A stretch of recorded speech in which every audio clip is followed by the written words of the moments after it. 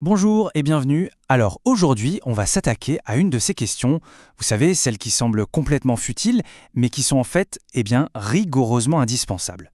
C'est une question qui naît de l'observation la plus simple du monde. Mais pourquoi est-ce que les mouches se frottent tout le temps les pattes? Franchement, on a tous cette image en tête, pas vrai? Une mouche qui se pose sur le coin de la table et hop, elle commence son petit rituel à se frotter les pattes avant, encore et encore. C'est tellement un cliché qu'on n'y fait même plus attention. Mais sérieusement, qu'est-ce qui peut bien se passer dans la tête de cet insecte à ce moment-là? C'est vrai que dans l'imaginaire collectif, ce geste a un côté un peu maléfique. On dirait un méchant de dessin animé qui prépare un plan diabolique. On l'interprète comme ça, comme le signe d'un complot, d'une sorte de joie mauvaise. On s'imagine la mouche en train de calculer son prochain coup. Bon, évidemment, la réalité est, disons, un peu moins hollywoodienne que ça.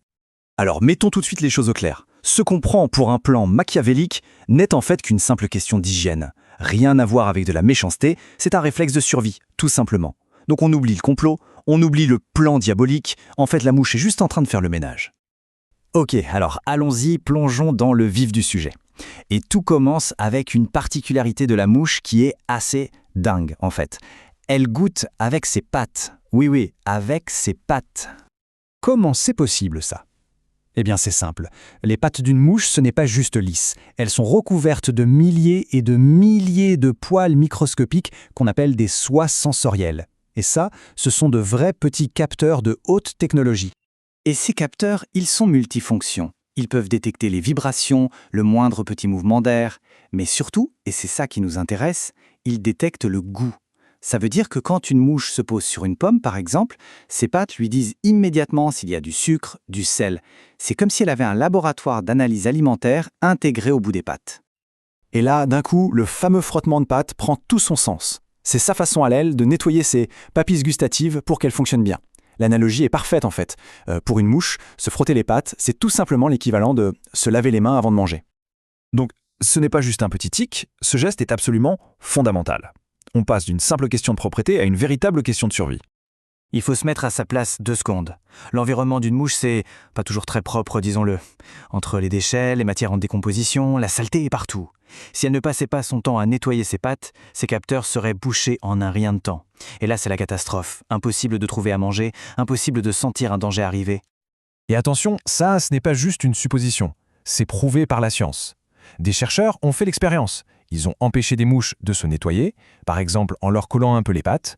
Le résultat, leur espérance de vie a chuté de manière spectaculaire.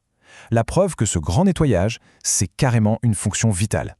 Mais ce qui est encore plus fascinant, c'est que la mouche est loin, mais alors très loin d'être la seule à avoir cette obsession de la propreté. En fait, c'est une habitude super répandue dans le monde des insectes. Oui, il y a un nom scientifique pour ça. On parle de comportement de toilettage, ou grooming behavior en anglais. C'est un instinct de base chez un nombre incroyable d'insectes et le but c'est toujours le même, s'assurer que les capteurs, que ce soit les antennes, les yeux ou les pattes, restent propres et opérationnels. Pensez aux abeilles par exemple. Elles passent leur temps à nettoyer méticuleusement leurs antennes, c'est vital pour elles pour communiquer. Les fourmis pareil, les sauterelles aussi. Quand on observe ça, on n'observe pas juste un insecte qui fait sa toilette, on observe une stratégie de survie qui est quasi universelle chez eux. Bon, maintenant qu'on a résolu le mystère des pattes qui se frottent, on se rend compte que ce n'est qu'une toute petite partie des secrets que cache cet insecte qu'on croit si bien connaître. Premier secret, sa vitesse. Accrochez-vous bien, une mouche domestique s'abat des ailes environ 200 fois par seconde.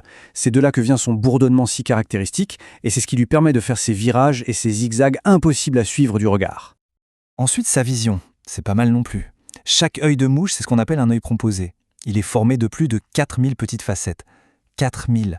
Ça lui donne une vision quasi panoramique et surtout une capacité à détecter le mouvement qui est beaucoup plus rapide que la nôtre.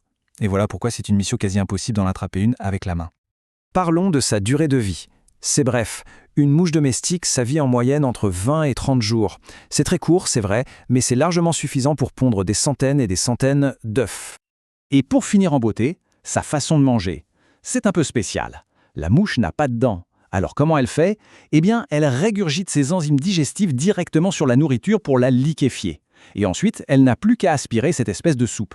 Bon, c'est un peu ragoûtant, on est d'accord, mais il faut avouer que c'est hyper efficace. Voilà, alors la prochaine fois qu'une mouche se posera près de vous et commencera son petit rituel, l'image qui viendra à l'esprit sera peut-être un peu différente. Fini le plan diabolique. À la place, on verra un fascinant petit robot biologique en pleine séance de maintenance. Un robot qui assure sa survie, un frottement de pattes après l'autre.